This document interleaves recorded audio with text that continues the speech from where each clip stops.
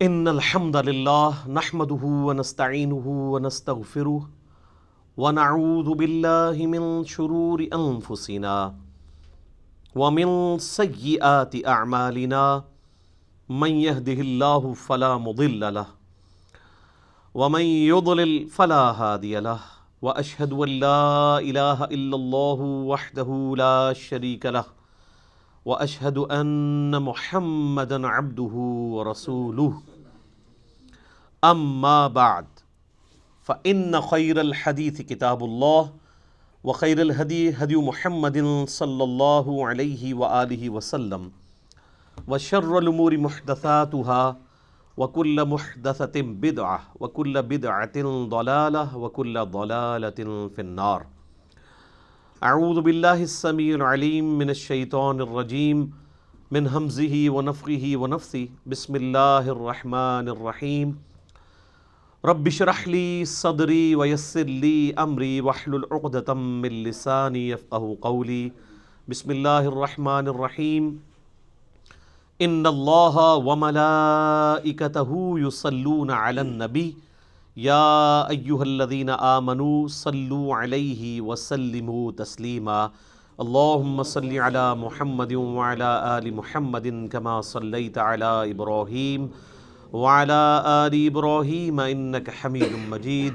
اللہم بارک علی محمد وعلی آل محمد کما بارکت علی ابراہیم وعلی آل ابراہیم انک حمید مجید۔ ربنا آتنا فی الدنیا حسنۃ وفی الآخرۃ حسنۃ وقنا عذاب النار۔ ربنا آتنا من لدنک رحمۃ وہیئ لنا من امرنا رشدا۔ لا الہ الا انت سبحانک انی کنت من الظالمین۔ حسبنا اللہ ونعم الوکیل۔ یا حی یا قیوم برحمتک استغیث اصلح لی شأنی کلہ ولا تکلنی الی نفسی طرفۃ عین ولا حول ولا قوة الا باللہ العلی العظیم آمین۔ الحمدللہ آج 17 نومبر 2019 کو سنڈے کے دن بمطابق 19 ربیع الاول 1441 ہجری میں قرآن کلاس نمبر 4 کا انعقاد ہوگا۔ آج کی قرآن کلاس بھی انشاءاللہ تعارف قرآن کے اوپر مشتمل ہے، اور تعارف قرآن کے حوالے سے امید ہے کہ آج کی یہ کلاس آخری کلاس ثابت ہوگی۔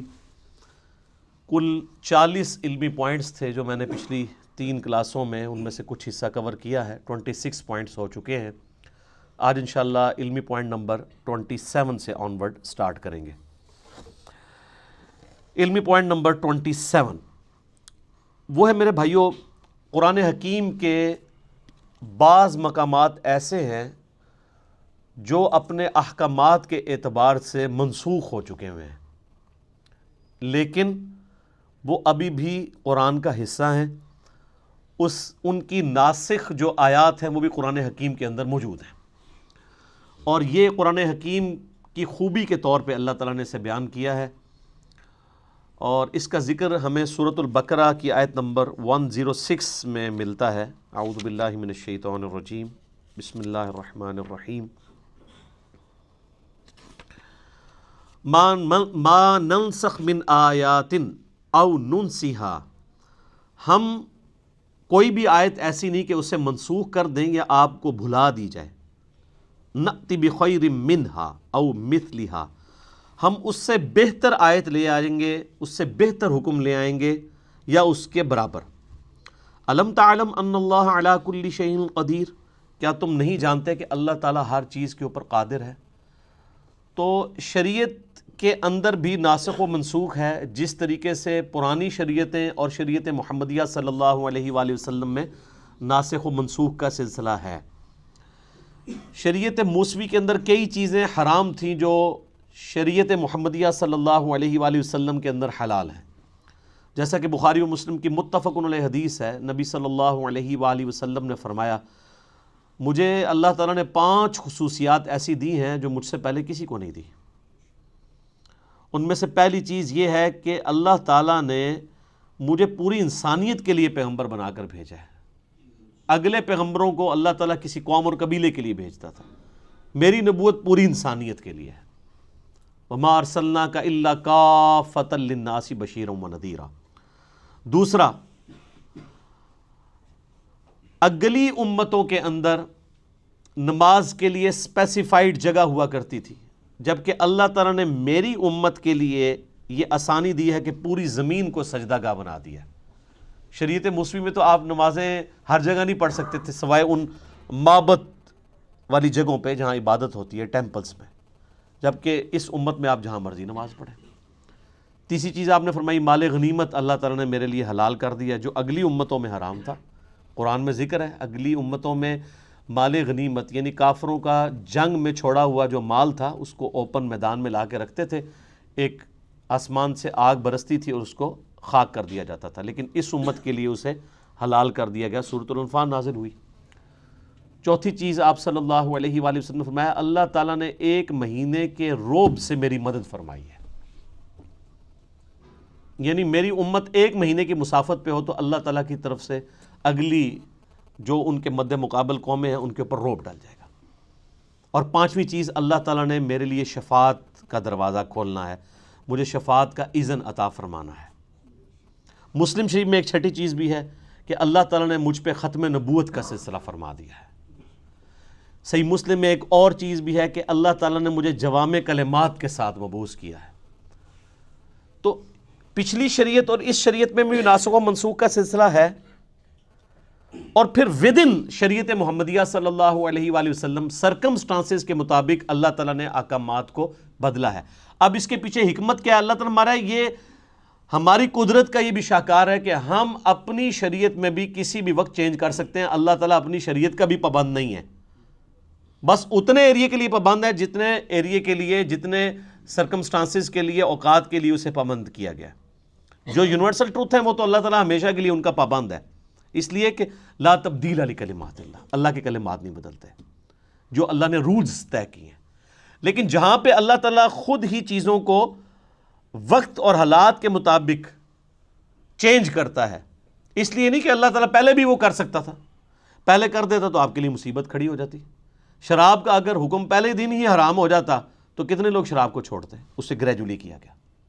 اسی طریقے سے آپ ناسخ و منسوخ میں یہ دیکھیں کہ پہلے جو ہے وہ وصیت کو لازم قرار دیا گیا سورۃ البقرہ میں، وراثت کے احکام نہیں آئے تھے.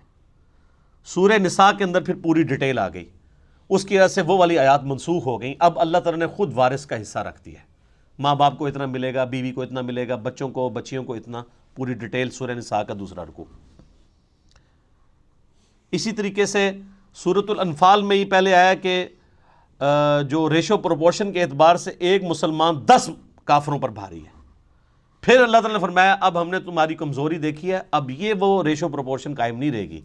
اس میں اللہ کا کوئی قصور نہیں، اس لیے کہ جو نیو مسلم ہیں ان کے ایمان کا لیول وہ نہیں ہے جو مکے کے مسلمانوں کا تھا. تو اللہ تعالیٰ نے اسے ریوائز کیا اور فرمایا کہ اب ایک مسلمان 2 پہ بھاری ہوگا. یہ نہیں ہے کہ وہ اب بھی 10 پہ ہی بھاری رہے گا. وہ اب جو مسلمان ہیں وہ ابو بکر، عمر، عثمان و علی والے مسلمان تو نہیں ہیں. ٹھیک ہو گیا؟ تو یہ بھی ناسخ و منسوخ. اسی طریقے سے سورہ نساء کے اندر اللہ تعالیٰ نے فرمایا تھا کہ جو زانی ہے عورت اسے قید کر دو یہاں تک کہ اسے موت آ جائے، یعنی پوری زندگی کے لیے گھر سے باہر نہ وہ نکلے. قید سے مراد کسی جیل خانے میں نہیں، گھر کے اندر. اس میں الفاظ ہیں کہ ان کو گھروں میں رکھو. اور پھر اسی آیت میں آیا کہ یا پھر اللہ تعالیٰ جب ان کے لیے کوئی حکم مقرر فرما دے گا مستقبل میں، اور وہ پھر زنا کی سزا آ گئی 100 کوڑوں کی شکل میں سورہ النور کے اندر. تو اس طریقے سے ناسخ و منسوخ کا ایک سلسلہ ہے. قرآن حکیم کے اسٹوڈنٹ کو یہ بھی پتہ ہونا چاہیے. ناسخ و منسوخ تو بہت لوگوں نے اس پہ اوپر کام کیا ہے، اور بعض جو علماء ہیں نا وہ انہی چیزوں کا سہارا لے کے کہتے ہیں قرآن بڑا مشکل ہے. قرآن پتہ ہے اس میں تو کچھ منسوخ آیات بھی ہیں، ان سے ہی پوچھ لیں کتنی ہیں آپ بتا دیں تو ان کو بھی نہیں پتہ ہوں گی. تو کہانیاں کراتے ہیں. ٹوٹل 5 مقامات ہیں، اور وہ بھی آپ ناسخ و منسوخ اس اعتبار سے نہیں ہے بلکہ وہ سرکمسٹانسز کے اعتبار سے. دین جو اسٹیبلش ہمیں پتہ ہے یہی دین ہے، اسٹیبلش ہو کے. یعنی آج کسی مسلمان کے بچے کو یہ بتانا ضروری ہے کہ پہلے شراب جو ہے وہ جائز تھی، بعد میں حرام قرار دی گئی. اینڈ رزلٹ سب کو پتہ ہے. اب اس کے اندر سے کیا نکالنا ہے؟ خام خواہ ایک معاملے کو الجھانا، علمی روب ڈالنا، بلکہ میں اسے علمی رعب نہیں، علمی شہوت کہتا ہوں. جیسے وہ شہوات، یہ شہوت ایسے اردو میں تو لفظ نٹوریس، عربی میں شہوت یعنی کہتے ہیں کسی چیز کی لت پڑ جانا، وہ کسی بھی فارم میں ہو سکتی ہے. یہ ہم اسے سیکس کے ساتھ ریلیٹ کرتے ہیں، ویسے بھی کوئی دنیا کی محبت بھی ایک شہوات، دنیاوی شہوات. جو مسلم شریف میں حدیث ہے کہ اللہ تعالیٰ نے جنت کو جو ہے وہ تکلیف کے ساتھ ڈھانپ رکھا ہے اور جہنم کو شہوات کے ساتھ ڈھانپ رکھا ہے. یعنی دنیا کی جو لذت والی چیزیں ہیں وہ جہنم کی طرف لے جانے والی ہیں، اور جنت تک پہنچنے کے لیے آپ کو شریعت کی ہرڈلز، تکلیف دہ چیزیں عبور کرنی پڑیں گی. تو یہ علمی شہوت ہوتی ہے علماء کی، جو اس قسم کی باتیں کر کے الجھاتے ہیں. اس حوالے سے الفوز الکبیر فی اصول تفسیر شاہ ولی اللہ دہلوی کی جو کتاب ہے، انہوں نے وہ 5 مقامات ڈسکس کیے ہیں، جن میں سے 3 میں نے ویسے ہی فی البدی کر دی ہے.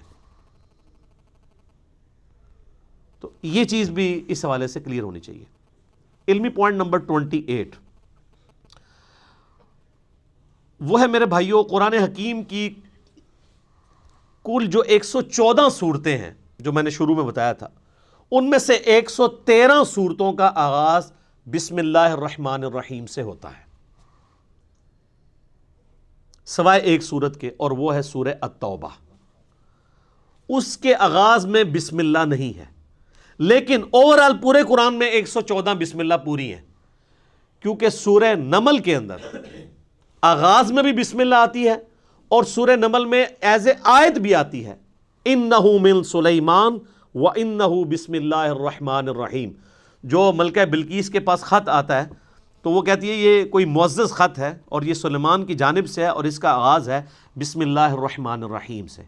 تو وہ بسم اللہ اگر آپ جوڑ لیں تو 114 صورتیں ہیں قرآن کی، اور بسم اللہ بھی 114 ہی ہیں، لیکن 113 دفعہ صورتوں کے آغاز میں، اور ایک جو ہے وہ صورت بغیر بسم اللہ کے ہے، وہ سورہ التوبہ ہے، اور اس کی کمپنسیشن بھی سورہ نمل میں ایز اے آیت بھی ہے. سورہ توبہ کے سٹارٹ میں بسم اللہ نہ آنے کی کئی ایک حکمتیں لوگوں نے بیان کی ہیں. سب سے جو مضبوط رائے ہے وہ یہ ہے، چونکہ اس صورت میں اللہ تعالیٰ کے غضب کا کوڑا برسا مشرکین عرب کے اوپر، کیونکہ اس کا آغاز ہی بڑا جارحانہ ہے. برات، اعلان برات ہے، اللہ تعالیٰ نے بیزاری کا اظہار کر دیا اور اس کے رسول نے ان کافروں سے. یعنی وہ 23 سالہ جو دعوت کا دور تھا، جس میں دعوت، تبلیغ، دعوت، اور اچانک اب 23 سال کے بعد اللہ تعالیٰ کہہ رہے جی اب کوئی ذمہ داری نہیں ہے، 4 مہینے کا ٹائم ہے، یا تو یہ اسلام قبول کریں گے یا عرب کی سرزمین چھوڑ کے چلے جائیں گے، اور اگر عرب میں رہیں گے تو قتل کیے جائیں گے. عذاب استیصال ان کے اوپر آئے گا، کیونکہ اگلے نبیوں کے منکرین پہ بھی تو عذاب آتا تھا نا. قوم نوح پہ عذاب آیا نا سیلاب کی شکل میں، قوم لوط پر پتھروں کی شکل میں، قوم فرعون کو سمندر میں ڈبویا گیا. تو ہمارے نبی کے انکار کرنے پر بھی کافروں پر عذاب آنا تھا. 23 سال چھٹی دی کھلی. اس دفعہ سورہ توبہ میں آیا کہ اب عذاب کی یہ شکل ہوگی کہ مسلمانوں کی تلواریں ان پہ مسلط کی جائیں گی. اور سورہ توبہ کی آیت ہے 14 نمبر، اللہ تعالیٰ فرماتا ہے مسلمانوں اللہ تعالیٰ انہیں عذاب دے گا تمہاری تلواروں سے. تو نبی علیہ السلام کی کیس میں عذاب استیصال بجائے چنگھاڑ اور آسمان سے پتھر برسنے یا سمندر میں غرق کرنے کی بجائے تلوار کے ذریعے کافروں پر مسلط ہوا، جس کی پہلی قسط جو ہے وہ غزوہ بدر کی شکل میں آئی، اور آخری قسط جو ہے وہ مشرکین عرب پہ غزوہ حنین کی شکل میں آئی. تو یہ نبی علیہ السلام کی خصوصیت ہے. میرا اس پہ بھی لیکچر ہے، مسئلہ 85، قرآن اور قتال ہمارے نبی علیہ السلام کی 2 خصوصیات. ہمارے نبی علیہ السلام کا معجزہ بھی اگلے انبیاء سے مختلف ہے، یعنی وہ حصی معجزہ نہیں ہے دعوی نبوت والا، بلکہ قرآن ہے. اور عذاب استیصال بھی مختلف ہے، اللہ کی طرف سے نہیں ہے بلکہ قتال اور تلوار کے ذریعے مسلط ہوا. تو چونکہ اس کا ذکر تھا، اور یہی آج کل کافر بھی کوٹ کرتا ہے جی قرآن میں دھمکی لکھی، اور دھمکی وہ ان لوگوں کے لیے، آج کے کافروں کے لیے نہیں ہے، وہ اللہ کا عذاب ہے ان پر کہ 23 سال کے بعد اب اسلام نہیں قبول کیا. تو وہ اللہ کا کرنا ہوا کہ اسلام قبول ہی کر لیے سب نے. اللہ تعالیٰ نے ان کے دل اسلام کے لیے کھول دیے، وقتی طور پہ تو ڈر کے کیا تو لقاء نے، اور اللہ نے بعد میں ایمان بھی پھر استقامت دے دی لوگوں کو. تو اس لیے سورہ توبہ میں چونکہ اللہ تعالیٰ کی جلالی صفت ڈومیننٹ ہے، غزوہ تبوک کے اعتبار سے ایون صحابہ کرام پہ بھی بڑی یعنی سخت گرفت کی گئی ہے ان صحابہ کے اوپر جنہوں نے سستی دکھائی. تو اس لیے اس کا آغاز بغیر بسم اللہ کے، اللہ کی رحمان اور رحیم کی صفت کے بغیر ہے. تو یہ 114 کا عدد پورا ہو جاتا ہے جب سورہ نمل میں وہ بسم اللہ کر دی جائے۔ علمی پوائنٹ نمبر 29 وہ ہے میرے بھائیوں، قرآن حکیم میں آیات کتنی ہیں؟ ایسے پبلک میں تو مشہور ہے جی 6666، اے بھی جھوٹ رہا ہے، کہتے گنیاں جے، کبھی گنی کسی نے کہ قرآن حکیم میں 6666 آیات ہے بھی ہیں کہ نہیں؟ قرآن حکیم میں اگر بسم اللہ الرحمن الرحیم سورت کے شروع میں جو آتا ہے اس کو چھوڑ دیا جائے اور صرف سورتوں میں آنے والی آیات کو جمع کیا جائے تو قرآن حکیم میں کل آیات کی تعداد ہے 6236۔ اور اگر بسم اللہ کو بھی شامل کر لیا جائے ایز اے آیت تو ظاہر ہے قرآن حکیم میں 113 جگہ بسم اللہ بھی ہے سورتوں کے آغاز میں۔ وہ جو 114ویں مرتبہ ہے وہ تو سورت کے اندر ہے نا، وہ ویسے ہی ٹوٹل میں شمار ہوئی ہوئی ہے، 113 اس میں ایڈ کریں تو 6349 6349 ہے، اور بغیر بسم اللہ کے کریں تو 6236 آیات۔ یہ 6666 پتہ نہیں کس نے مشہور کر دی ہوئی ہے۔ وہ کورسز میں بھی ایون آپ کے جو اسلامیات پڑھائی جاتی ہے اس میں بھی یہ لکھا ہوا ہے، تو جو اسلامیات کے ٹیچر ہیں ان کو کہے کہ یار یہ کوئی مشکل کام تو نہیں ہے، میرے نا 1-1.5 گھنٹے کی پریکٹس ہے، آپ سورتوں کے شروع میں لکھا ہوتا ہے سورت کے اندر کتنی آیات ہیں وہ جمع کر کے دیکھ لیں، تو آپ حیران ہوں گے کہ آپ کو وہ باتیں بھی جن کے بارے میں آپ کو گمان بھی نہیں تھا کہ یہ تو کم از کم ٹھیک بتائی ہوں گی، وہ بھی غلط بتائی ہوئی ہیں۔ تو ہم پھر رونا کیوں نہ روئیں؟ کوئی صحیح گل دسی ہے تو انہوں نے قرآن کی آیات تک بھی صحیح نہیں بتائیں کہ کل آیات کتنی ہیں، 6236 ہیں اگر بسم اللہ کو حصہ نہ مانا جائے سورت کا۔ اچھا قرآن کا حصہ ہے بسم اللہ، یعنی سورہ فاتحہ سے پہلے جو بسم اللہ ہے یہ لکھی جاتی ہے، مصحف کا حصہ ہے۔ اس میں اختلاف ہے کہ یہ پہلی آیت ہے یا یہ آیت کے بغیر ہے، لیکن اس پہ کوئی اختلاف نہیں ہے کہ بسم اللہ قرآن کا حصہ ہے کہ نہیں۔ 113 کی 13 بسم اللہ قرآن کا حصہ ہے، لیکن ایز اے آیت ہیں یا نہیں ہے اس کے بارے میں اختلاف ہے، اور اس اختلاف سے کوئی فرق نہیں پڑتا۔ اس کی وجہ یہ کہ مصحف تو پھر بھی بسم اللہ سے سٹارٹ ہوتا ہے اور والناس پہ ختم ہوتا ہے۔ ایون کوئی ایسے مقامات بھی قرآن حکیم میں ہیں جہاں پہ کوئی اکا دکا شاذ اقوال ملتے ہیں کہ یہ جو آیت ہے یہ ایک آیت نہیں، یہ 2 آیات ہیں، تو کوئی فرق نہیں پڑتا، اسے کوئی 2 بھی گن لے، مصحف میں جو کچھ لکھا ہے وہ تو اپنی جگہ موجود ہے نا، اس میں کوئی تبدیلی نہیں ہے۔ علمی پوائنٹ نمبر 30 نمبر، قرآن حکیم میں صورتیں عموماً جوڑوں کی شکل میں ہیں، اور یہ اللہ تعالیٰ کی سنت ہے۔ سورہ الذاریات میں ہے کہ اللہ تعالیٰ نے مخلوقات کو جوڑوں کی شکل میں پیدا کیا۔ جوڑا جو ہوتا ہے نا وہ آپ کو پتہ ہے ایک دوسرے کا ریسیپروکل ہوتا ہے، مرد ہے عورت ہے، میل فیمیل، لیکن یہ دونوں چیزیں مل کے ایک مشترکہ مقصد کو اچیو کرتے ہیں۔ جیسے مرد اور عورت دونوں کے ملاپ سے اللہ تعالیٰ نے اولاد کا سلسلہ شروع کیا۔ یہی جینڈرز والا ایشو جو ہے وہ جانوروں میں بھی ہے، ایون نباتات کے اندر بھی ہے۔ تو دونوں ایک دوسرے کے بغیر امپرفیکٹ ہیں، دونوں مل کے پرفیکٹ ہوتے ہیں۔ اس طرح قرآن حکیم میں بھی صورتیں جوڑوں کی شکل میں مل کے ایک پرفیکٹ مقصد کو اچیو کرتی ہیں، جس کی آپ کو سب سے موٹی مثال سورۃ الفلق اور سورۃ الناس ہے۔ یہ بھی جوڑا ہے۔ سورۃ الفلق ان شیاطین کے حملوں کو ڈیل کرتی ہے جو باہر سے حملہ آور ہوتے ہیں، جادو کی شکل میں، حسد کی شکل میں۔ آپ دیکھ لیں، قل اعوذ برب الفلق من شر ما خلق، ہر اس چیز کے شر سے تیری پناہ میں آتا ہوں جو تو نے پیدا کی ہے۔ ومن شر النفاثات فی العقد ومن شر حاسد اذا حسد، پھونکے مارنے والی جو جادوگرنی ہیں ان کے شر سے، اور حسد کرنے والے کے حسد سے۔ حسد کرنے سے یہ نہیں ہوتا کہ کسی کو کوئی نقصان پہنچاتا ہے، مراد یہ کہ وہ فزیکلی پھر اس حسد کا شکار ہو کے آپ کو نقصان نہ پہنچائے۔ لیکن سورۃ الناس جو ہے وہ اندر سے حملہ آور ہونے والی چیز ہے، جو داخلی چیزیں ہیں، انٹرنل چیزیں۔ یہ ایکسٹرنل چیزیں، خارجی چیزیں، اور وہ انٹرنل۔ قل اعوذ برب الناس ملک الناس الہ الناس من شر الوسواس الخناس الذی یوسوس فی صدور الناس من الجنۃ والناس۔ سورۃ البقرہ سورہ ال عمران بھی جوڑا ہے۔ سورہ البقرہ بھی سابقہ امت مسلمہ کو ڈیل کرتی ہے، لیکن وہ کون سی امت؟ یہودی۔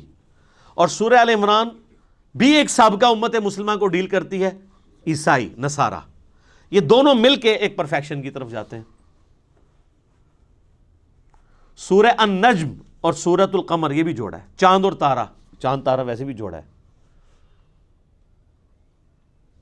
آپ کے وہ جھنڈے پہ بھی ہے نا۔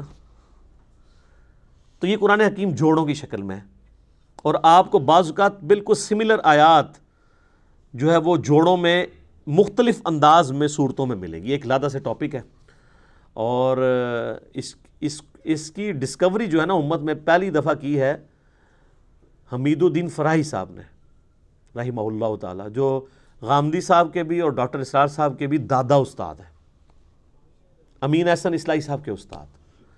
اب یہ آپ چیز دیکھیں، یہ وہ چیز ہے جو امت میں پہلے 1300 سال کے مسلمانوں کے اوپر اس طرح اشکار نہیں ہوئی، اگرچہ اشارے موجود تھے۔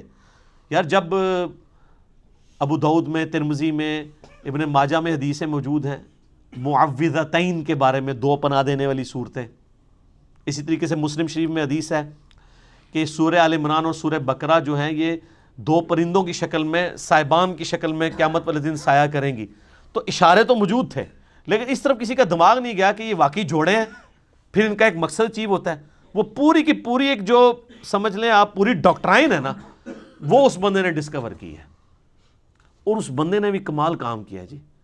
وہ بندہ قرآن کو سمجھنے کے لیے 40 سال تک ایک خیمے میں اس نے زندگی گزاری ہے، جا کے بالکل ریگستانی ایریا میں اسی طریقے کے مطابق جن حالات و واقعات میں قرآن نازل ہوا تھا، تاکہ وہ عرب کے لوگوں کے کلچر کو سمجھ سکے اور ان فیلنگز کو فیل کر سکے۔ پھر اللہ نے دیکھے کیسی چیزیں ان کے اوپر کھولی ہیں۔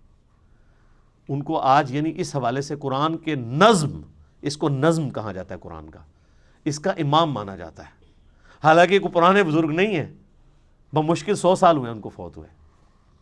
ڈاکٹر اسرار صاحب نے بھی اس حوالے سے جو تعارف قرآن کے اپنے لیکچر ہیں بیان القرآن میں، اس میں بڑی ڈیٹیل سے وہ بولے ہیں، اور انہوں نے ایمانداری کی ہے کہ ان کا نام لیا ہے، اس ڈسکوری کو اپنے ساتھ منسوب نہیں کیا۔ یہ بڑی بے ایمانی ہوتی ہے کہ آپ کسی دوسرے شخص کی ڈسکوری کا لیبل جو ہے وہ مطلب اپنا لگا کے اس سودے کو بیچنا شروع کریں۔ تو میں نے بھی اس لیے ایمانداری کی کہ یہ میری کوئی ڈسکوری نہیں ہے، کہ کوئی یہ نہ کہہ جی علی بھائی نے کیا کمال کر دیا، جس نے کیا اسی کی طرح منسوب کر رہے ہیں۔ اور اللہ تعالیٰ ان کی غلطیوں سے درگزر فرمائے، ان کو نیک کاموں کا اجر عطا فرمائے، آمین۔ علمی پوائنٹ نمبر 31 وہ ہے میرے بھائیوں، قرآن حکیم کی اگر سب ڈویژن کی جائے تو قرآن حکیم میں کل 7 منازل ہیں جو صحابہ کرام کے دور میں اسٹیبلش ہو چکی تھی، کیونکہ صحابہ کرام علیہم رضوان کے دور میں یہ اسٹیبلش تھا کہ قرآن حکیم وہ ایک مصحف کو 7 دن کے اندر مکمل کرتے تھے۔ ترمذی میں حدیث ہے جس نے 3 دن سے کم میں قرآن ختم کیا اس نے قرآن کا حق ادا نہیں کیا۔ یہ ان کو کہا جا رہا ہے جن کو عربی آتی ہے، اور جو کہتے ہیں ہمارے بزرگ ایک رات میں پورا قرآن ختم کرتے ہیں تو وہ کیڑا ثواب کھٹتے رہنے، آپ سمجھ لو۔ صحابہ کو کہا جا رہا ہے 3 دن سے کم میں قرآن مکمل نہیں کرنا، تو 3 دن میں صحابہ کرام قرآن مکمل کرتے تھے یا 7 دن کے اندر۔ تو اب 7 دن کے لیے پھر انہوں نے اپنی منزلیں مقرر کر لی۔ یہ منزل کا لفظ آپ بھی آج کل وہ بزرگوں کے وظائف کی کتابیں بھی ہیں نا، وہ منزلیں لکھتے ہیں، ٹھیک ہے، وہ کہتے ہیں تصوف کی اتنی منزلیں طے کر لی ہیں، لفظ قرآن سے ہی پکڑا ہوا ہے۔ صحابہ کرام کے دور میں یہ اسٹیبلش ہو گیا تھا کہ جس نے 7 دن کے اندر قرآن ختم کرنا ہے نا، اس کے لیے انہوں نے ثانی کر کے نا ایکولی ڈیوائڈ کر کے، آلموسٹ ایکولی ڈیوائڈ کیا، 100% نہیں۔ اور چونکہ یہ صحابہ کرام کی ڈویژن تھی، اس میں آپ کو پھر اس طرح کی خامی نظر نہیں آئے گی جو پاروں کی ڈویژن میں نظر آئی ہے، وہ میں اگلے پوائنٹ میں ڈسکس کروں گا۔ اگر سورہ فاتحہ کو آپ قرآن کا مقدمہ مان لیں، پریفیس ہے نا ظاہر ہے، تو پہلی منزل کے اندر 3 صورتیں ہیں، دوسری میں 5، تیسری میں 7، چوتھی میں 9، پانچویں میں 11، چھٹی میں 13۔ دیکھیں کتنی زبردست ایونلی چل رہا ہے، اور 7ویں میں 65 صورتیں ہیں، وہ بھی 13 کا ملٹیپل ہے، 13 کو 5 سے ضرب دیں تو 65۔ یہ صحابہ کرام نے، اچھا، اور یہ جو انہوں نے ڈویژن کیا ہے، اس سے آلموسٹ قرآن کے 7 برابر حصے بن جاتے ہیں۔ اگر کسی نے ایک ہفتے میں قرآن ختم کرنا ہے تو ہفتے والے دن وہ، اگر وہ ہفتے سے سٹارٹ کرتا ہے تو وہ پہلی منزل مکمل کرے، اتوار کو دوسری کرتے کرتے تو جمعے والے دن اس کا قرآن مکمل ہو جائے گا۔ تو یہ منازل کا سلسلہ کیا گیا۔ علمی پوائنٹ نمبر 32 وہ ہے میرے بھائیوں ذرا کڑوی بات کہ قرآن حکیم کی جو یہ پاروں کی ڈویژن ہے یہ نبی علیہ السلام نے نہیں کروائی، صحابہ کرام نے بھی نہیں کی، یہ تابعین کے دور میں اس کی ڈویژن ہوئی۔ جب لوگ سست ہو گئے، ہفتے میں قرآن مکمل نہیں کر سکتے تھے، تو پھر مشورہ کیا گیا کہ یار چلو مہینے میں قرآن مکمل کیا جائے، تو پھر 30 دنوں کے اوپر سے ڈیوائڈ کر دیا جائے۔ تو میرے خیال ہے کوئی پڑھا لکھا انہوں نے بندہ بٹھایا، انہوں نے جناب اینج کر کے نا قرآن حکیم کھولیا، اینج کیتا اور صفحے گننے شروع کیے، اور قرآن پاک کے 30 پارے بنا کے سائڈ پہ ہو گیا۔ اور وہ بنائے کیا، وہ آج تک ہماری مصیبت ہمارے گلے میں پھیٹا ہے۔ اس کا سب سے بڑا آپ جو بلنڈر دیکھیں ان پاروں میں، چونکہ یہ قرآن و حدیث سے نہیں ہے تو ظاہر ہے انسان تو پھر غلطی کرے گا۔ تو اب مجھے اندازہ لگائیں جو یہ کہتے ہیں کہ جی شیعہ کہتے ہیں 40 پارے ہیں، وہ پارے تو 30 بھی کوئی نہیں تھے، 40 کہاں سے آنے ہیں؟ یہ بات ہی جعلی ہے۔ اگر ان سے پوچھے شیعہ کا قرآن جا کے دیکھا ہے، نہیں۔ یہ اب سعودیہ میں کئی قرآن ہیں وہ پاروں کی ڈویژن کے بغیر چھپ رہے ہیں، وہ بیچ میں سے آیات شروع ہو رہی ہوتی ہیں، کیونکہ پاروں کی ڈویژن کو تو وہ اسٹیبلش مانتے ہی نہیں ہے نا، صورتوں کی ڈویژن ہے، منازل کی ہے۔ اب یہ دیکھیں بلنڈر کیا ہوا ہے۔ پارہ نمبر 13 جو ہے اس کی آخری آیت، ایک آیت صرف، سورۃ الحجر کی پہلی آیت ہے، اعوذ باللہ من الشیطان الرجیم، الف لام را تلک آیات الکتاب وقرآن مبین، اور پوری سورہ ہجر پارہ نمبر 14 میں ہے، ربما یود الذین کفروا لو کانوا مسلمین۔ یہ ایک لائن اگر 14ویں پارے میں چلی جاتی تو یہ سورت تو نہ ٹوٹتی، سورت ہی توڑ دی۔ ایک لائن کے پیچھے، ایک لائن بھی نہیں، یہ آدھی لائن ہی بنتی ہے۔ ایک آیت پارہ نمبر 13 کے اینڈ پہ رکھی اور پوری سورت پارہ نمبر 14 میں کر دی۔ تو یہ کتنی بے وقوفانہ قسم کی ڈویژن ان لوگوں نے کی۔ سورہ یاسین بھی آپ دیکھ لیں، کچھ حصہ اس کا 22ویں پارے میں ہے، باقی میجورٹی سارا وہ صرف اس لیے کہ انہوں نے صفحے پورے کیے ہیں ایسے کر کے۔ اور یہ ایسے ایسے کر کے بھی اگر آپ الفاظ دیکھیں تو ابھی بھی پورے نہیں ہیں۔ آج کے دور میں تو ہم میتھمیٹیکلی بھی کر سکتے ہیں، ابھی بھی پاروں کو ریوائز کیا جا سکتا ہے، ایونلی ابھی بھی ڈسٹریبیوٹ کوئی نہیں ہے۔ اگر آپ کہنا کہ 100% ہر پارے کے رکوع یا اس کے الفاظ یا اس کی لینتھ برابر ہے دوسرے کے، تو ایسا نہیں ہے۔ رکوع تو چلے برابر نہیں ہو سکتے، چھوٹے بڑے ہیں، الفاظ تو برابر ہو سکتے ہیں نا، آیات بھی برابر نہیں ہو سکتی، چھوٹی بڑی ہیں، نہیں نظر آئیں گی آپ کو۔ تو یہ پاروں کے ڈویژن کو ہم سرے سے مانتے ہی نہیں ہیں۔ یہ پاروں کی ڈویژن تابعین کے دور میں مولویوں نے، حکمرانوں کی بنائی ہوئی ہے، اس کی کوئی حیثیت نہیں ہے۔ لیکن اب چونکہ یہ اسٹیبلش ہو چکی ہے اور لوگوں کے لیے مہینے میں قرآن ختم کرنا آسان ہے، اسے ہم بدعت بھی نہیں کہتے، یہ انتظامی معاملہ ہے۔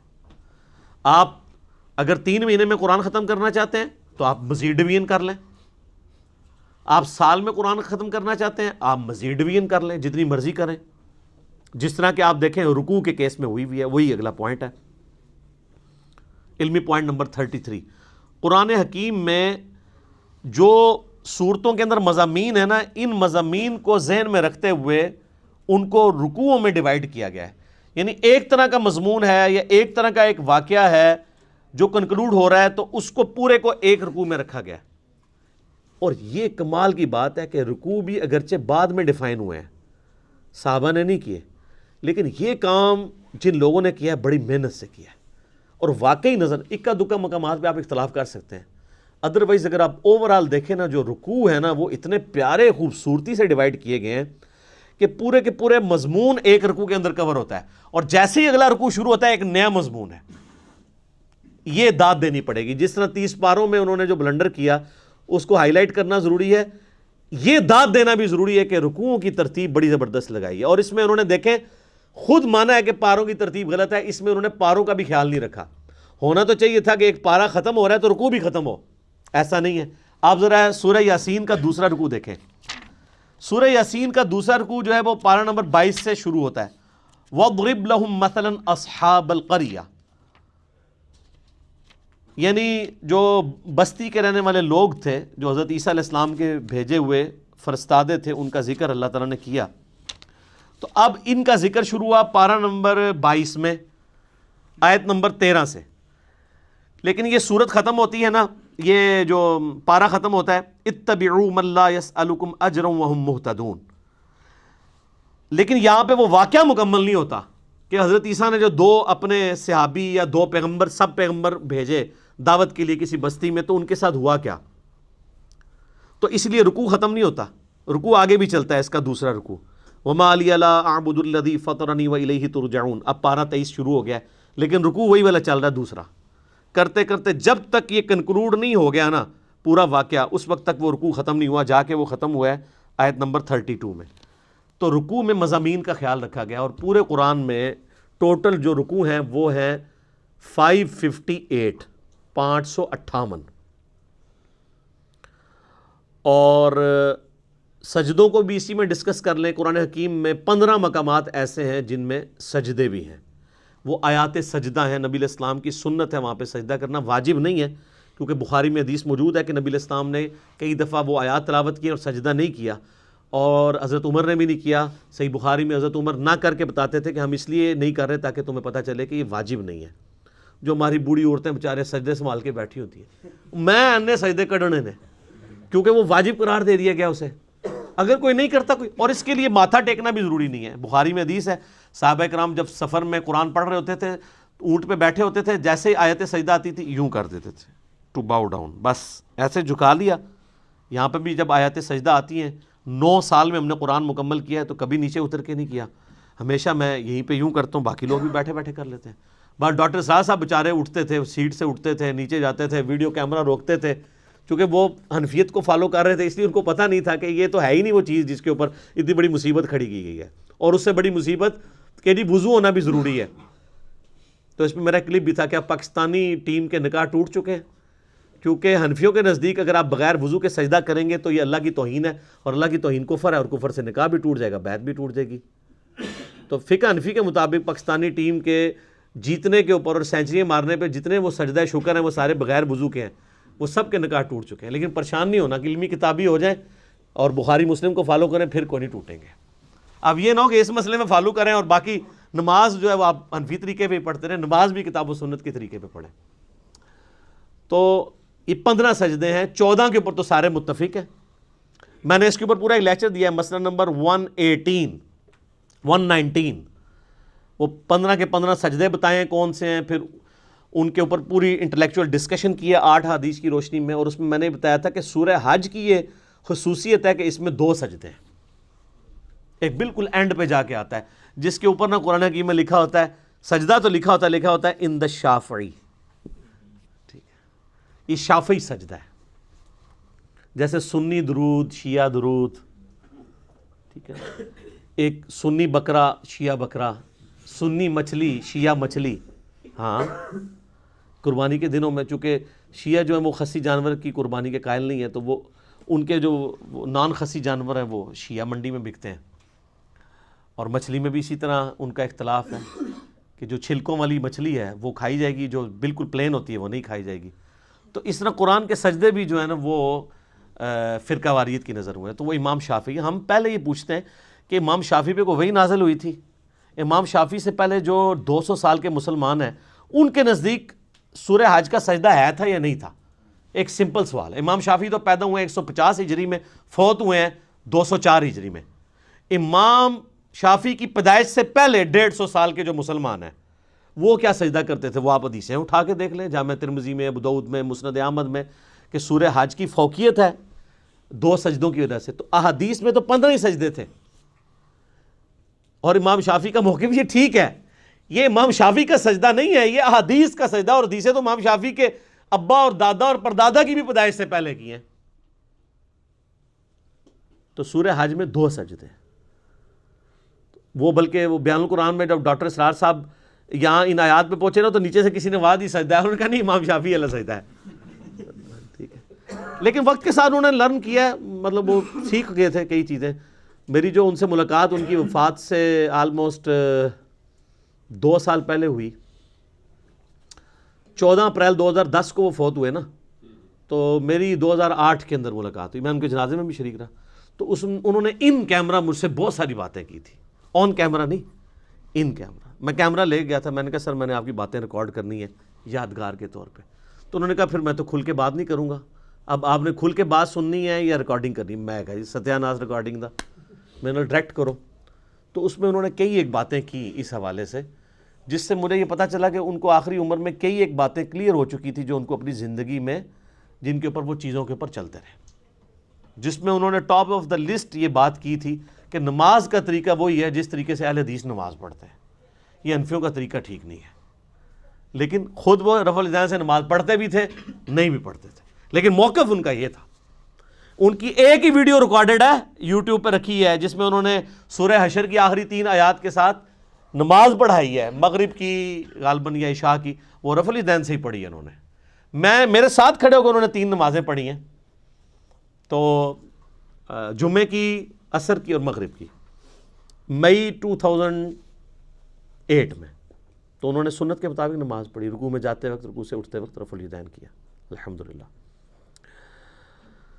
علمی پوائنٹ نمبر 34 وہ ہے میرے بھائیوں، قرآن حکیم فلسفے یا سائنس کی کتاب نہیں ہے، بلکہ یہ کتاب ہے ہدایت انسانی کی۔ اگرچہ اس میں سائنٹیفک فیکٹ سے ریلیٹڈ 1000 سے زیادہ آیات ہیں، لیکن ان فزیکل فینامنا آف نیچر یا التذکیر بآلاء اللہ کے ذریعے اللہ کا تعارف کروایا گیا۔ مقصد سائنٹیفک فیکٹس بیان کرنا نہیں ہے۔ تو قرآن ایک لٹریچر کی بک ہے، اور اس لٹریچر کی بک کا مقصد بھی انسانی ہدایت ہے۔ اگرچہ اس میں کئی ایک مضامین ڈسکس ہوئے ہیں، کئی ایک ٹاپکس ڈسکس ہوئے ہیں، لیکن مرکزی چیز التذکیر ہے۔ وَأُوحِيَ إِلَيَّ هَذَا الْقُرْآنُ لِأُنذِرَكُم بِهِ وَمَن بَلَغَ۔ اے نبی فرما دو اللہ نے قرآن میری طرف اس لیے وحی کیا ہے تاکہ اس کے ذریعے میں تمہیں بھی تبلیغ کر دوں، اور جس تک یہ قرآن پہنچ جائے وہ اسی قرآن کے ذریعے تبلیغ کرے۔ تذکیر، نصیحت، ڈر سنانا، اور کہیں کہیں خوشخبری بھی ہے، لیکن ہمارے لوگوں نے خوشخبری ڈومیننٹ لی ہوئی ہے، ڈر کو نیچے کر دیا۔ اس کا اینڈ رزلٹ آپ کے سامنے ہے، سب کہہ رہے ہیں جو کچھ بھی ہے تیرے محبوب کی امت سے ہے۔ ٹھیک ہے، موجہ مارو، عقل نہ ہوئے تو موجہ ہی موجہ، عقل ہوئے تو سوچیں ہی سوچا۔ تو یہ اس لیے اس چیز کو آپ نے ذہن میں رکھنا ہے قرآن پڑھتے ہوئے۔ اچھا، علمی پوائنٹ نمبر 35 وہ ہے قرآن حکیم کو سمجھنے کے لیے جہاں تک تعلق ہے شرعی احکامات کا، شریعت محمدیہ صلی اللہ علیہ وآلہ وسلم کا، تو اس کے لیے ہم اپنے سلف کی طرف رجوع کریں گے کہ صحابہ، تابعین، تبع تابعین نے ان معاملات کو کیسے سمجھا۔ نکاح طلاق کے مسئلے ہوں گے، وضو کے مسائل ہوں گے، نماز کا طریقہ ہوگا، نکاح سے ریلیٹڈ چیزیں ہوں گی، کیونکہ ان کا تعلق سائنس کے ساتھ تو نہیں ہے۔ البتہ جن چیزوں کا تعلق سائنٹیفک فیکٹس کے ساتھ ہے، اس میں ہم اپنے سلف کی طرف نہیں دیکھیں گے بلکہ خلف کی طرف دیکھیں گے، کیونکہ ہمارے سلف کو تو کئی چیزیں پتہ ہی نہیں تھی سائنٹیفک فیکٹس کے اعتبار سے۔ میں بتا رہا امام غزالی نے کہ میاں سعادت میں لکھا ہے کہ سورج جو ہے وہ زمین سے 5 گنا بڑا ہے، 60 گنا بڑا، مختلف اقوال ہیں۔ آج ہمارے بچے کو بھی پتا ہے کہ 60 گنا نہیں ہے، 6000 گنا بھی نہیں ہے، 6 لاکھ گنا بھی نہیں، 13 لاکھ گنا بڑا ہے سورج۔ تو ہمارے بزرگوں کو نہ علم غیب تھا نہ علم سائنس تھا، اس لیے اتنی بڑی بڑی غلطیاں ان سے ہوئی۔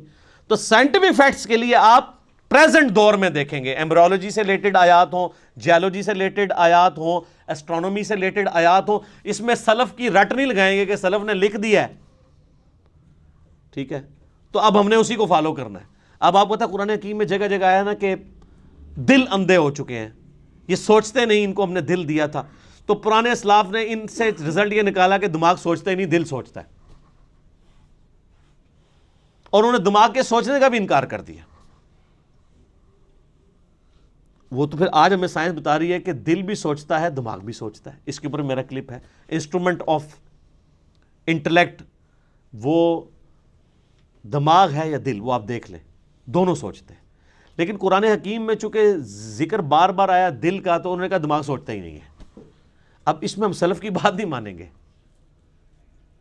خلف کی بات مانیں گے، جنہوں نے سائنٹیفکلی چیزوں کو لرن کیا۔ اور قرآن میں صرف دل کا ذکر نہیں ہے، افئدہ کا لفظ بھی آیا ہے، وہ دماغ کی طرف بھی جا سکتا ہے۔ سینٹر، عقل کا ذکر آیا ہے۔ اب وہ عقل کے لیے ضروری نہیں کہ وہ دل ہی ہو، دل بھی سوچتا ہے۔ یہ بھی علیحدہ بات ہے کہ یہ بھی اب ریسنٹ ڈسکوری ہے، یوٹیوب پہ اس کے حوالے سے ویڈیوز بھی موجود ہیں۔ پہلے لوگ دل کے سوچنے کو نہیں مانتے تھے، چونکہ قرآن لٹریچر کی بک ہے اس لیے قرآن دل کا ذکر ڈومینیٹ کرتی ہے. ایک سائنٹسٹ ہے جس کو پتا ہے کہ دماغ سوچتا ہے، وہ کبھی نہیں کہے گا کہ آج میرا دماغ کر رہا ہے کہ میں بریانی کھاؤں، وہ بھی کہے گا میرا دل کر رہا ہے آج بریانی کھاؤں، کیونکہ لٹریچر کی زبان میں دل کا لفظ ہی بولا جاتا ہے. تو قرآن حکیم کا سٹائل لٹریچر کا سٹائل ہے. تو اس لیے اس چیز کو آپ نے ذہن میں رکھنا ہے، ادروائز آپ کے لیے مصیبت کھڑی ہو جائے گی کہ آپ نے ان احکامات کے اعتبار سے جو ہے وہ سلف کی طرف دیکھنا ہے اور سائنٹیفک فیکٹس کے اعتبار سے خلف کی طرف دیکھنا ہے. اور اس میں یہ بھی یاد رکھیے گا کہ قرآن حکیم میں کامیابی انہی لوگوں کے لیے ہے کہ قرآن پہ عمل بھی کریں. یہ سلف خلف کی بحث میں خالی نہ وہ پڑھے رہیں کہ جی اس آیت کی تشریح یہ ہے اس کی یہ ہے، اور لوگ یہ وہی چیز ہے جسے میں علمی شہوت کہتا ہوں. یہ علمی شہوت ہے، صرف اس پہ عمل بھی کرنا ہے. عمل کیے بغیر اس کی پریکٹیکل برکات حاصل نہیں ہوگی. صحیح مسلم میں حدیث ہے نا، حضرت عمر کہتے ہیں کہ نبی علیہ السلام فرمایا اللہ تعالیٰ اس کتاب کی وجہ سے قوموں کو عروج دے گا اور قوموں کو زوال بھی دے گا. عروج دیا ہے صحابہ کرام کو، کہاں ان بدوؤں کو اٹھا کے دنیا کا امام بنا دیا، اور وہ رومن اور پرشین امپائر جو ہزاروں سال سے استحصال کر رہی تھی انسانیت کا، اکھاڑ کے رکھتی ہیں ود ان 17 ایئرس. یعنی مسلمانوں کی اگر آپ گراف جو اوپر جانا شروع ہے وہ تو 2 ہجری کے بعد ہے. 2 ہجری میں غزوہ بدر ہے، 3 میں غزوہ احد ہے، 5 میں غزوہ خندق ہے، 6 میں صلح حدیبیہ ہے، 7 میں غزوہ خیبر ہے، 8 میں فتح مکہ ہے، اور 8 ہی میں غزوہ حنین ہے مشرکین عرب کے خلاف آخری جنگ. 9 میں غزوہ تبوک ہے. رومن امپائر بھی بھاگ گئی نبی علیہ السلام کے رعب کی وجہ سے، ورنہ یرموک وہیں پہ ہو جانی تھی. اور اس کے بعد اگلے 3-4 سالوں کے اندر یرموک کے اندر رومن امپائر جزیہ دینے پہ آمادہ ہوگی، جنگ بھی ہار گئی. اور قادسیہ میں اسی سال قادسیہ کے اندر پرشین امپائر ٹوٹ گئی، یہاں تک کہ پوری پرشین امپائر مسلمانوں کے پاس آ گئی. تو یہ صحابہ کرام کو اللہ تعالیٰ نے قرآن کے ذریعے اٹھایا ہے، انہوں نے قرآن پہ عمل بھی کیا ہے. آج بھی جو قرآن پہ عمل کرے گا نا اسی کو قرآن سمجھ آئے گا، ادروائز قرآن اس کو لگے گا یہ تو ایک بے ہنگم سی کتاب ہے، نعوذ باللہ. اور آپ دیکھیں مشرکین عرب کے اندر 2 خامیاں تھیں، اللہ نے وہ کیسی دور کی. نمبر 1 خامی تھی کہ وہ طوائف الملوکی کا شکار تھے، آپس میں لڑتے رہتے تھے. نمبر 2 چٹے ان پڑھ جاہل تھے. اللہ نے یہ 2 خامیاں کیسے دور کی؟ انہیں قرآن کے ذریعے ان کی زبان میں ہی ایسا علم دیا کہ یہودیوں نے سائی جو ان کو امی کہتے تھے ان کی زبانیں بھی ان کے سامنے بند ہو گئیں. جنہوں نے سورۃ المائدہ سورہ نساء پڑھ لی ان کے سامنے کون پریسٹ بیٹھ سکتا ہے، ان کے ساتھ علمی ڈسکشن کر سکتا ہے. اور دوسری خامی جو طوائف الملوکی تھی، نبی صلی اللہ علیہ وآلہ وسلم کی شکل میں ان کو ایک ایسا لیڈر دیا کہ سارے عرب قبائل ان کے نیچے جمع ہوئے. پھر رومن پرشین امپائر انہیں الٹ ہی دینی تھی نا. اور ان 2 خامیوں کو دور کر کے اللہ نے ان کی 2 خوبیاں یوٹیلائز کر لی. ایک خوبی ان کے اندر یہ تھی کہ جب وہ کسی کو زبان دیتے تھے پھر گردن ہی کٹتی تھی. بیعت کا مطلب تھا کہ اب بس اس کے ساتھ بیعت کر لی، اب جو بھی یہ کہے گا ماننا ہے، چاہے جان بھی دینی پڑے. ابو جہل نے دی ہے نا، کفر کے لیے ہی دی ہے، لیکن زبان پہ قائم رہا ہے، اس کے ماننے والے بھی قائم رہے. یہ تو یہودی تھے جو کمزور ایمان والے تھے نا، ان کو پھر اللہ نے اٹھایا بھی تو نہیں. 10 یہودی بھی مسلمان نہیں ہوئے. اوس اور خزرج نے اسلام قبول کیا نا، عربیوں نے، چٹے ان پڑھوں نے. تو اللہ نے ان کی یہ جو خوبی تھی. اور دوسرا یہ عرب کے لوگ ٹف ماحول کے عادی تھے. رومن اور پرشین امپائر تو اپنے آپ کو سپر پاور کنکلوڈ کر چکے تھے، انہوں نے سوچے نہیں تھا ہمیں کوئی چیلنج بھی کر سکتا ہے. اور یہ عربی روکھی سوکھی کھا کے بھی کئی دن فاقے کر کے بھی، اونٹوں پہ ریگستانی سفر کر کے بھی، یہ تو عادی تھے ہارٹ آف ماحول کے. ان کی تو کوئی چیز بھی اسٹیک پہ نہیں لگی تھی، نہ ان کے پاس محلات تھے، یہ تو کہیں پہ بھی سو جایا کرتے تھے. ٹھیک ہے، خود بھی پتے کھا کے گزارا کر لیتے تھے. تو ایسے لوگ جن کے لیے دنیا میں کوئی لگژریس لائف نہیں تھی، یہ ان کی بہت بڑی خوبی تھی. تو یہ جب ٹکرائے ہیں تو انہی کا اسلحہ ان سے چھین کے ان کو الٹ کے رکھ دیا انہوں نے. اور پھر ایسی داغ بیٹھی ہے کہ وہ جو شروع کی محنت ہے 1000 سال تک پھر سر دنیا پہ حکمرانی کی ہے نا مسلمانوں نے، سپر پاور رہے ہیں. آج کہتے ہیں جی جناب وہ ہم حکمران تھے پھر کیا ہو گیا. تو جو تھے وہ زمانے میں معزز تھے مسلمان ہو کر، اور تم خار ہوئے تارک قرآن ہو کر. یہ مسلم کی حدیث کا ترجمہ کیا ہے ڈاکٹر اقبال نے جواب شکوہ میں، جو صحیح مسلم میں حدیث ہے اللہ تعالیٰ اس کتاب کی وجہ سے قوموں کو عروج دے گا اور اس کتاب کی وجہ سے قوموں کو زوال دے گا. اسی کو ٹرانسلیٹ کیا ہے. تو یہ بات یاد رکھو. مجھے ڈاکٹر سرار صاحب کی بات بار بار یاد آتی ہے، انہوں نے تعارف قرآن میں بھی یہ بات کی تھی کہ جو قرآن کی اس دعوت کے اوپر عمل نہیں کرے گا نا، اسے کبھی بھی قرآن کا اتار چڑھاؤ، قرآن کا مزاج سمجھ نہیں آئے گا، کیونکہ آپ ان کیفیتوں سے گزریں گے ہی نہیں۔ قرآن والی کیفیتوں سے آپ کب گزریں گے؟ جب آپ معاشرے سے ٹکرائیں گے۔ قرآن کہہ رہا ہے یہ کرو، معاشرہ کہہ رہا ہے یہ کرو، تو آپ کو معاشرے کی تیکھی باتیں سننی پڑیں گی، اس کی وجہ سے آپ کی تطہیر ہوگی، اللہ کے لیے آپ کو صبر کرنا پڑے گا، ہو سکتا ہے کبھی کبھار گالیاں کھانی پڑیں اور کبھی تک مار تک بھی نوبت آ جائے۔ جب تک یہ نوبت نہیں آئے گی تو وتواصوا بالحق اور وتواصوا بالصبر کیسے آپ کو سمجھ آئے گا؟ میٹھی میٹھی باتیں کرنے سے، میلاد کانفرنسز کرنے سے، محرم کی شیرنی بانٹنے سے، محفل میلاد کرنے سے، محفل قرآن کرنے سے، تلاوت کے محفل قرات کروانے سے اور نعتیہ مقابلے کروانے سے تو کوئی فرق نہیں پڑتا۔ فرق تو اس وقت پڑے گا جب آپ سود کے خلاف بولیں گے، فرق تو اس وقت پڑے گا جب آپ جو ہے ناچ گانے کے خلاف بولیں گے، بے پردگی کے خلاف بولیں گے، بے حیائی کے خلاف بولیں گے، اور آپ یہ کہیں گے کہ بابوں کا دین اور ہے اور کتابوں کا دین اور ہے۔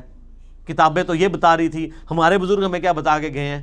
ہر چیز غلط نکلی ہے۔ آج لوگوں کی داڑھیاں سفید ہو گئی ہیں، وہ کہتے ہیں او یار پوری زندگی کہاں گزار دی، اب پتہ چلا دین یہ تھا۔ یہ ہمیں کیا لوگ دین سکھاتے رہے ہمارے بزرگ بابے؟ تو یہ ساری کی ساری کیفیات، ان تکلیفوں سے جب بندہ گزرے گا پھر وہ کندن بنے گا، اور اس کے لیے قرآن پہ عمل کرنا ضروری ہے۔ ادر قرآن میں آپ کے لیے کوئی ہدایت نہیں ہے، یہ بھی ایک لٹریچر کی کتاب ہے، جس طرح باقی سٹوری بک ہیں، آپ پڑھ کے سائڈ پہ ہو جائیں۔ جب یہ وہ کتاب ہے جو آپ پہ اثر اس وقت چھوڑے گی، آپ کو اللہ تک اس وقت پہنچائے گی جب آپ اس کتاب پہ عمل کریں گے۔ وہی بڑا مشکل کام ہے، کتاب پہ عمل کرنا تو میرے بھائی یہ تو پولیس رات پہ چلنے کے مترادف ہے۔ پولیس راہ سے تو ایک دفعہ گزرنا پڑنا ہے، اس کتاب پہ عمل کرنے والے کو تو روزانہ پولیس راہ سے گزرنا پڑتا ہے۔ کبھی معاشرہ آڑے آتا ہے، کبھی ماں باپ آڑے آتے ہیں، کبھی بیوی بچے آڑے آتے ہیں، کبھی دنیاوی منفعت آڑے آتی ہے، کبھی ایک پورا سسٹم، آپ بالکل اس میں اکیلا اپنے آپ کو فیل کرتے ہیں۔ اب ہمارے بھائی جب یعنی قرآن و سنت پہ عمل کرتے ہیں، وہ کہتے ہیں ہمیں لگتا ہے معاشرے سے کٹ کے، تو میں کہتا ہوں یار شکر ادا کرو، انگلی کٹا کے شہیدوں میں شامل ہو گئے۔ اب صحابہ کرام کو یاد کرو، اہل بیت کو یاد کرو، جن کو غزوہ بدر میں اس لیول پہ آنا پڑا کہ ایک طرف باپ کھڑا ہے تو دوسری طرف بیٹا کھڑا ہوا ہے۔ آپ پہ یہ نوبت تو نہیں آئی کہ اللہ نے آپ کو یہ آزمایا ہو کہ آپ مسلمانوں کی طرف سے اپنے باپ کو مارنے کے لیے غزوہ بدر میں اتر آؤ، تو تم تو اس قابل ہی نہیں تھے۔ ویسے تم لاکھ کہتے رہو کہ تیرے ہوتے جنم لیا ہوتا، کچھ بھی نہیں سی ہونا، رفع دین پھر بھی نہیں سی تو شروع کرنا، ٹھیک ہے، تیرے ہوتے جنم لیا ہوتا، لازم کہتے رہو، آپ کوئی فرق نہیں پڑتا۔ سر وہ بڑا مشکل وقت تھا، بڑی تکلیف دہ چیزیں تھیں اس کے اندر۔ سیدنا حذیفہ ابن یمان کی حدیث میں بار بار یاد کرتا ہوں، اس کو آپ پلے باندھ لیں، صحیح مسلم میں جہاد والے چیپٹر میں۔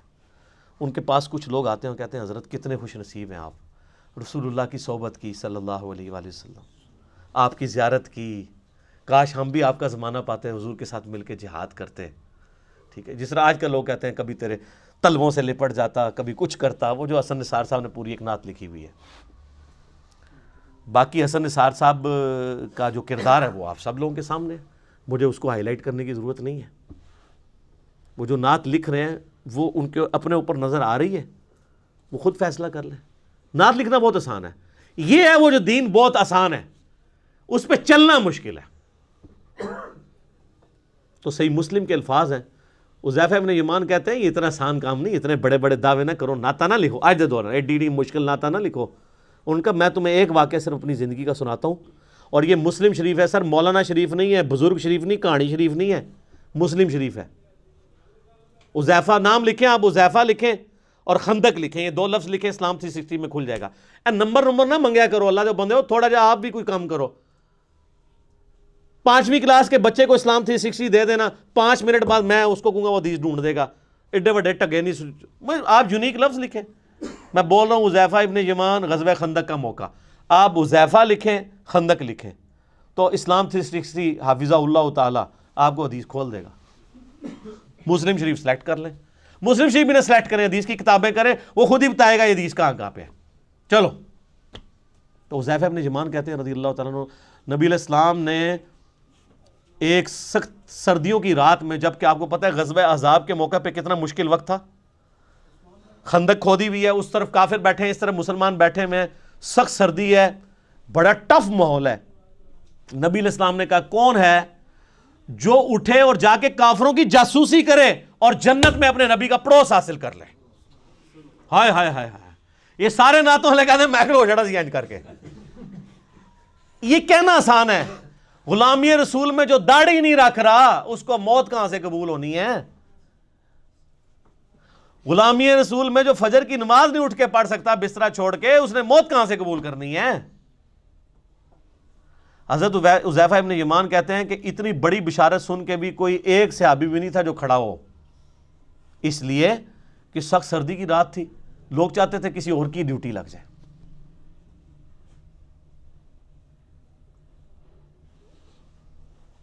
اب کیا ہوا؟ نبی علیہ السلام نے دوسری دفعہ فرمایا, کون ہے جو رات کے وقت جا کے کافروں کی جاسوسی کرے اور جنت میں اپنے نبی کا پڑوس حاصل کر لے؟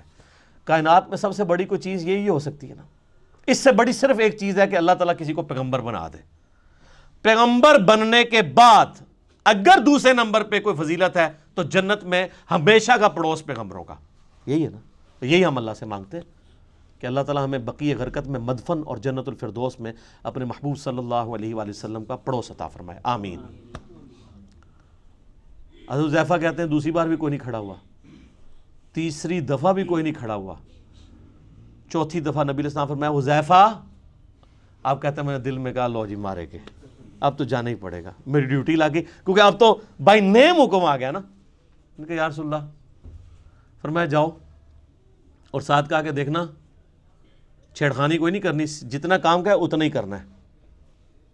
کہتے ہیں میں اٹھا, اب سوچ رہا تھا سخت سردی ہیں ریگستان کی, باہر جا کے کیا بنے گا میرا. کہتے ہیں اللہ کی قسم جب میں اٹھا تو مجھے لگا میں گرم حمام میں داخل ہو گیا ہوں, میرے اوپر کسی نے نا کوئی گرم رضائی اوڑھ دی ہے سخت سردیوں میں. اور کہتے ہیں میں اسی طرح باہر گیا پھرتا رہا, ٹھنڈ ختم ہی ہو گئی. اور کہتے ہیں میں نے دیکھا کافر رات کے وقت بیٹھ کے اپنے وہ جو تیر ہیں ان کی جو نوکیں ہیں ان کو تیز کر رہے ہیں, کوئی برچھیوں کو تیز کر رہا ہے. اور کہتے ہیں میں نے ابو سفیان کو بھی دیکھا, اور میں ایک تیر چلاتا اس کا کام تمام کر سکتا تھا رات کے وقت, وہ میرے نشانے پہ تھا, اس کو تو نظر بھی نہیں آ رہا تھا کہ میں اس کے پاس پہنچ چکا ہوں.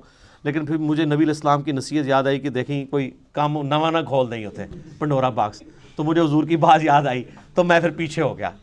یعنی میں اس لیول کو کراس نہیں کیا, ایفیشنسی جھاڑنے کی کوشش نہیں کی, حتیٰ کہ میں نے سب کچھ گنا کتنے لوگ ہیں یہ کر کے واپس آیا. کہتے ہیں جیسے ہی میں نبی علیہ السلام کی مجلس میں داخل ہوا تو وہ جو گرم حمام والا اثر تھا ختم ہو گیا اور مجھے سخت ٹھنڈ لگنا شروع ہو گئی. تو نبی علیہ السلام نے اپنی مبارک چادر میرے اوپر اڑا دی. یہ یعنی معجزہ ظاہر ہوا نبی علیہ السلام کا, یہ صحیح مسلم میں. لیکن اس میں سبحان اللہ کے ساتھ بہت چیزیں جو ہے استغفر اللہ اور انا للہ بھی یعنی جڑی ہوئی ہیں. وہ جو انور مقصود صاحب نے وہ کالم لکھا ہے نا کہ تبدیلی کا سفر ایاک نعبد و ایاک نستعین سے شروع ہوا, ان اللہ مع الصابرین سے ہوتا ہوا انا للہ و انا الیہ راجعون پہ ختم ہوا. تو یہ آپ کا سفر بھی یہ صرف سبحان اللہ تک نہ رہے میرے بھائی, بہت تلخ چیزیں اس کے ساتھ جڑی ہوئی ہیں. کہ دعوے کرنا بہت آسان ہے, پریکٹیکلی دین کے اوپر چلنا بہت مشکل کام ہے. تو قرآن حکیم سے ہدایت ان لوگوں کے لیے ہے کہ جو قرآن کو فالو کریں گے. صرف مطلب دعوے کر لینے سے کچھ بھی نہیں ہونا. تو یہ اس پوائنٹ میں ڈسکس کرنا ضروری تھا. باقی پریکٹیکلی اگر آپ نے نبی علیہ السلام کی انقلابی دعوت کو ویڈیو کی شکل میں دیکھنا ہو تو قطر والوں نے 30 اقساط کے اوپر ایک ڈرامہ سیریل بنائی ہے عمر سیریز کے نام سے, جو انگلش میں تو سب ٹائٹل کے ساتھ آ چکی ہے اور اردو میں بھی اب انڈینز نے ڈبنگ کر دی ہے اس کی. ہمارے واٹس ایپ گروپ میں رابطہ کریں, چونکہ یوٹیوب کے اوپر وہ کاپی رائٹس کا ایشو ہے, وہ اپلوڈ نہیں ہو سکتی. فیس بک کے اوپر ہمارے بھائیوں نے اپلوڈ کی ہوئی ہے, منگوا بھی سکتے ہیں. اور اوریجنلی تو وہ عربی میں بنی ہے اور اس کا ٹیسٹ بھی عربی کے اندر ہے, تو اس میں آپ کو عربیوں کی عادتوں کا بھی پتہ چلے گا. انہوں نے پیورلی عرب کا کلچر فلمایا ہے کہ عرب کے لوگ آپس میں کس طرح گفتگو کرتے ہیں. یہاں آپ نے وہ کلچر دیکھنا ہے, پٹھانوں کو دیکھیں, سیم آلموسٹ وہی ریزیمبلنس آپ کو نظر آئے گی. وہ آپس میں بات کرتے ہوئے لگتا ہے لڑ رہے ہوتے ہیں, عربی بھی اسی طرح ہی لڑ رہے ہوتے ہیں, گفتگو کر عام نارمل انداز میں بھی. پھر بات بات پہ محاورے بڑے سخت قسم کے, وہی ہے تیری ماں مر جائے. تو یہ وہ محاورے جو صحابہ کرام بھی استعمال کر لیتے تھے, اس لیے کہ وہ عرب کلچر کا حصہ تھے. یہ جو تارج بھی صاحب جن صحابہ اور اہل بیت کا تعارف کرواتے ہیں نا, یہ نبی علیہ السلام کے صحابہ اور اہل بیت اس طرح کے نہیں تھے. یہ ماڈرن اردو لینگویج کے صحابہ اور تابعین اور تبع تابعین بنتے ہیں. عرب کا کلچر بالکل ڈیفرنٹ تھا. وہ بڑے ذرا ان کے مزاج میں ریگستانی ماحول کے تھے نا، تو وہ ان کے مزاج میں سختی موجود تھی گفتگو کرنے پہ. تو وہ میٹھی میٹھی باتیں کر کے، تو میرے بھائی رومن اور پرشین امپائر تو نہیں تھی انہوں نے الٹنی نا. یہ میٹھی باتوں سے الٹی جاتی ہے. جو بدماش صدیوں سے بیٹھے ہوئے ہیں ان کو اکھاڑنے کے لیے آپ محفل نعت میں ان کو جھموائیں گے یا ان کو شیرنی دیں گے تو وہ اپنی مجلس چھوڑ کے چلے جائیں گے؟ نہیں. یہ تلوار جو اللہ تعالیٰ نے صحابہ کی مسلط کی رومن اور پرشین امپائر پہ، تاکہ ان کو اکھاڑ کے ایک نئے دور کا آغاز کیا جائے. اسی پہ وہ وحید الدین خان صاحب کی کتاب ہے نا، اسلام دور جدید کا خالق ہے. یہ آج جو فریڈم آف ایکسپریشن آپ کو نظر آ رہی ہے، یہ اسلام کی برکت سے ہے. اسلام سے پہلے تو بادشاہ کا دین ہی رعایا کا دین ہوتا تھا. اگر کوئی نہیں قبول کرتا تھا پرسیکیوشن ہوتی تھی. رومن امپائر کو دیکھنے ہزاروں عیسائیوں کو انہوں نے قتل کیا ہے. لیکن جب کانسٹنٹائن II نے خود عیسائیت قبول کر لی، پوری رومن امپائر عیسائی ہو گئی. نبی الاسلام جب آئے اس وقت یہ عیسائی اسٹیٹ تھی، بن چکی بھی تھی، لیکن اس سے پہلے تو نہیں تھی. لیکن یہ اسلام نے آزادی دی کہ نہیں، بادشاہ کوئی بھی ہے، آپ کو حق ہے کہ آپ اپنا دین رکھ سکتے ہیں. اور یہ برکت ہے جو آج آپ اویل کر رہے ہیں کہ ٹرمپ جو ہے ایک متعصب قسم کا یہودی نما عیسائی ہے، لیکن اس کے سامنے بھی جب قرآن تلاوت کیا جاتا ہے خاموشی سے سنتا ہے. امریکہ کے اندر آپ جا کے اسٹریٹ دعوت دیں، لوگ سنیں گے. نماز پڑھیں آپ کے ساتھ، لوگ سیلفیاں بھی بنوائیں گے، برا نہیں سمجھیں گے. لیکن فرعون کے سامنے جادوگروں نے جب ذرا سی بات کی تھی، اس نے کہا میں لٹکا دوں گا تمہیں. یہ فرق ہے. تو اسلام اس دور جدید کا خالق ہے. ٹھیک ہے جی، انشاءاللہ یہ 35 پوائنٹ ہی کور ہوئے ہیں، باقی 5 پوائنٹ انشاءاللہ اگلی دفعہ کور کریں گے. صلو علی الحبیب، اللہم صلی علی محمد وعلی آل محمد کما صلیت علی ابراہیم وعلی آل ابراہیم انک حمید مجید. اللہم بارک علی محمد وعلی آل محمد کما بارکت علی ابراہیم وعلی آل ابراہیم انک حمید مجید. سبحانک اللہم وبحمدک اشہد ان لا الہ الا انت استغفرک واتوب الیک. اللہ تعالیٰ سے دعا ہے جو حق بات میں نے کہی ہمارے دلوں میں راسخ فرمائے. اگر جذبات میں میرے منہ سے کوئی غلط بات نکل گئی، اللہ تعالیٰ ہمارے دلوں سے ہی معاف کر دے. ہمیں کتاب و سنت کی تعلیمات پر عمل کر کے دوسرے بھائیوں تک پہنچانے کی توفیق عطا فرمائے. وما علینا الا البلاغ المبین.